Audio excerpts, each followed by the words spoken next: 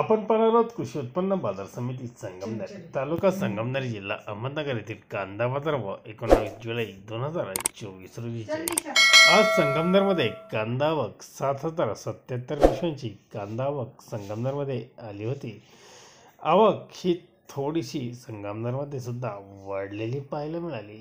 बाजारभाव पाहूयात। आज काही निवडक वकले 3,000 ते 3,101 रुपये या भावाने निवडक काही वकले विकली गेली, तर एक नंबर कांद्याला 2,800 रुपयापासून 3,000 रुपयापर्यंत बाजारभाव पाहायला मिळाले। 2 नंबरचे कांदे 2,000 ते 2,700 रुपये, 3 नंबर 1,400 ते 1,900 रुपये, तर 4 नंबर 300 ते 800 रुपयापर्यंत विकले गेले।